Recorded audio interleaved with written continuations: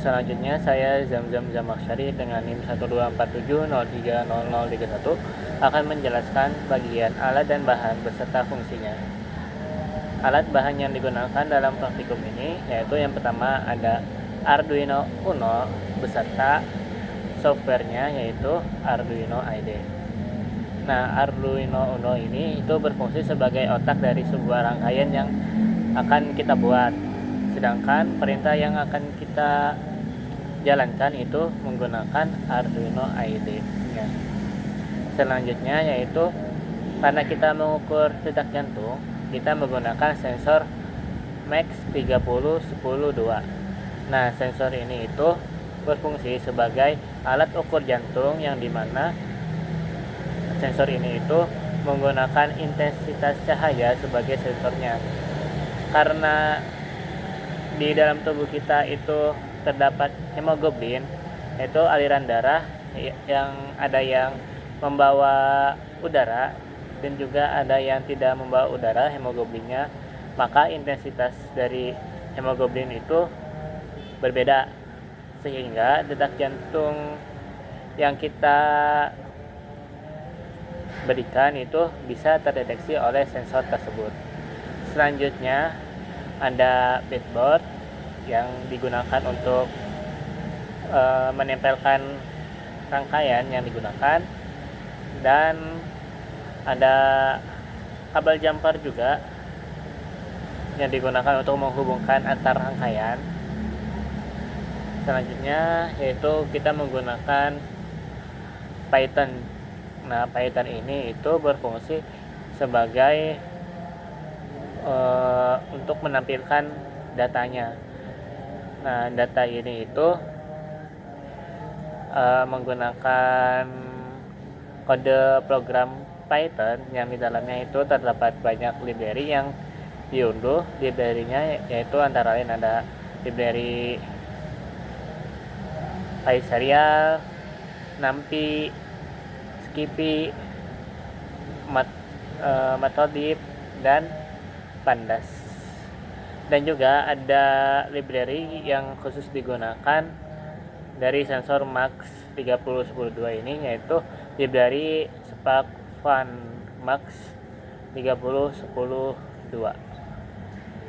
Mungkin segitu saja penjelasan alat bahan beserta fungsinya.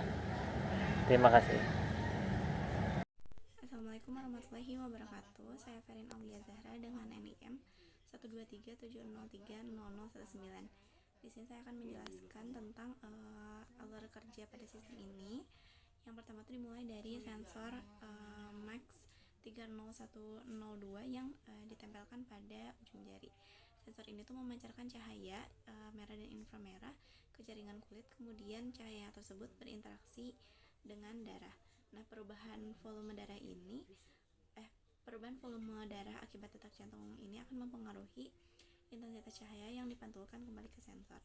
Selanjutnya, cahaya yang diterima oleh fotodiode itu di dalam sensor diubah menjadi sinyal listrik, lalu dikonversi menjadi data digital berupa nilai intensitas sinyal inframerah dan cahaya merah.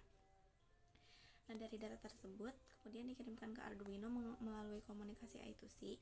Nah, Arduino ini berperan sebagai sistem akuisisi data yang membaca sinyal tersebut secara real time, lalu mengirimkannya ke laptop melalui komunikasi dari kabel USB-nya.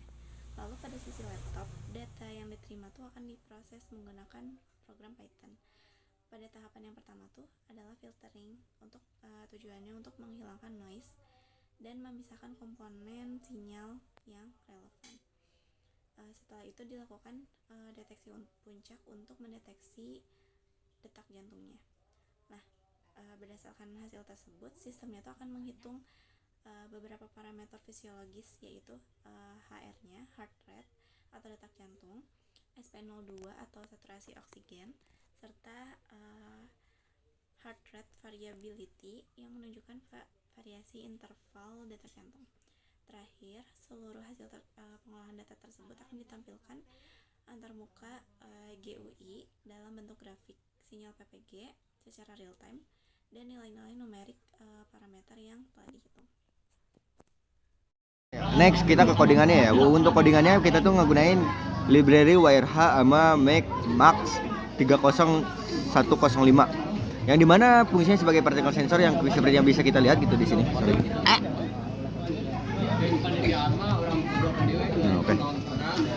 Oke. Nah, jadi si particle sensornya tuh kita ngegunain delaynya 1000 yang dimana jadi ini tuh 1 detik sekali agar bisa nge-refreshnya gitu.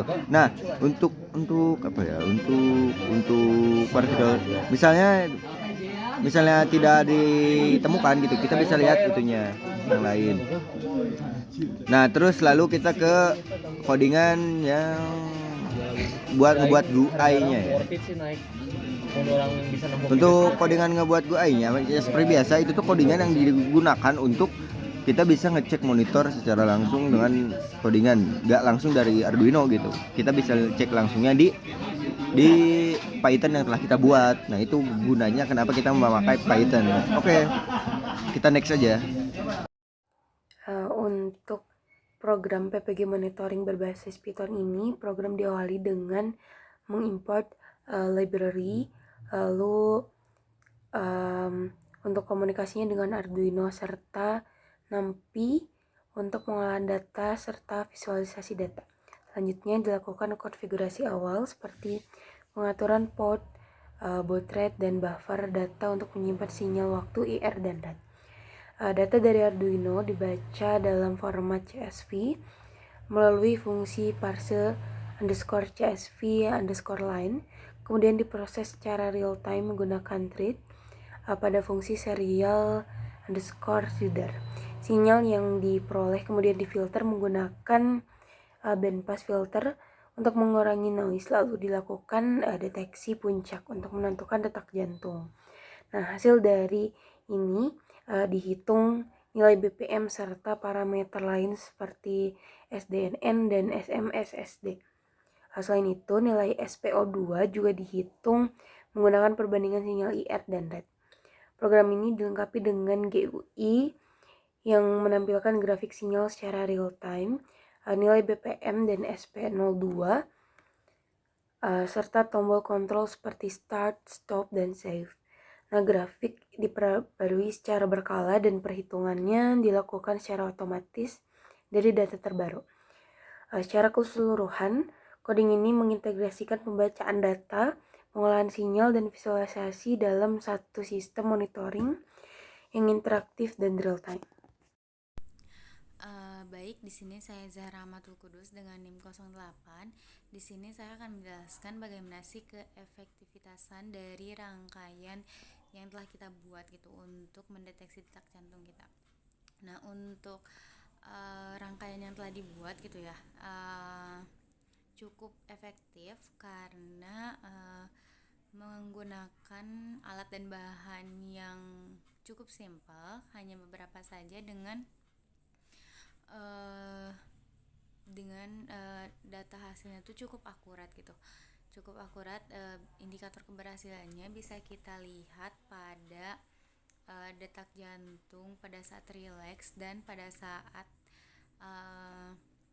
beraktivitas gitu. Nah, di situ dapat dilihat apakah sudah sesuai referensi atau belum, dan yang telah dilaksanakan sudah mendekati referensi. Jadi dengan sangat minim alat dan bahan ini yang dirangkai dengan dari si sensor ke Arduino yang dibantu oleh breadboard, yaitu benar-benar cukup efektif, yang hasilnya tuh cukup akurat dan mendekati seperti itu. Baik, selanjutnya ada pengembangan akurasi pada sistem PPG. Yang pertama ada pada bagian rangkaian, koneksi antara sensor Max 30102 dan Arduino harus stabil karena kalau ada gangguan kecil dapat menimbulkan noise. Dan posisi jari harus tetap konsisten dengan tekanan yang tidak berubah agar sinyal yang diterima tetap stabil. Kemudian ada pada akuisisi data. Parameter seperti intensitas LED, sampling rate, dan averaging perlu diatur dengan tepat. Ini penting untuk meningkatkan kualitas sinyal dan memperbaiki rasio signal to noise. Kemudian yang terakhir ada pada tahap pengolahan sinyal, yang digunakan filter bandpass untuk mengambil frekuensi sinyal yang relevan, serta menghilangkan noise dan komponen DC. Selain itu, deteksi puncak harus akurat karena kesalahan sekecil apapun akan mempengaruhi hasil perhitungan. Baik, untuk data yang kami peroleh cenderung memiliki BPM yang berbeda-beda, di mana si Z itu cenderung ketika sebelum beraktivitas atau ketika keadaan sedang tenang-tenangnya, dia cenderung nilai BPM-nya itu sekitar 70 sampai 100-an lah. Sedangkan saat setelah udah beraktivitas itu cenderung nilainya itu 90 sampai 100-an. Dan Zahra itu antara 80 sampai 100-an, dan kalau ketika aktivitasnya dia sampai 100-an lebih. Dan nilai saya itu cenderung nilainya berbeda banget dia bandingkan kedua lainnya, di mana nilai ketika sedang tenangnya itu padahal sedang tidak beraktivitas sama sekali itu nilainya cenderung di atas 100. Seharusnya kan dalam per menit 1 menit itu nilai normal manusia, detak jantung manusia itu cenderung dari 60 sampai 100-an. Tapi saya keadaannya lagi 100 waktu itu. Dan ketika beraktivitas nilai saya itu cenderung memiliki nilai 115, termasuk kategori di mana saya setelah melakukan aktivitas ringan. Sedangkan kalau misalnya di atasnya lagi itu aktivitas sedang, sedangkan di atasnya lagi aktivitas yang tinggi gitu. Baik, untuk menjelaskan faktor penyebabnya itu menariknya itu saya mungkin karena salah satu penyebab dari saya nilainya lebih tinggi dibandingkan kedua lainnya itu mungkin karena saya itu cukup suka olahraga, terus dibandingkan mungkin kedua teman lainnya. Terus faktor penyebab lainnya mungkin karena saya orangnya emang kurang tidur, terus lebih banyak minum kafein, tapi kayaknya kedua teman lainnya juga suka minum kafein, terus yang berkafein. Terus saat itu mungkin emosi saya itu atau enggak situasi dalam kondisi kurang mengenakan gitu, kurang enak gitu. Terus mungkin karena faktor gen juga kan bisa, terus faktor kesehatan itulah yang menyebabkan perbedaan antara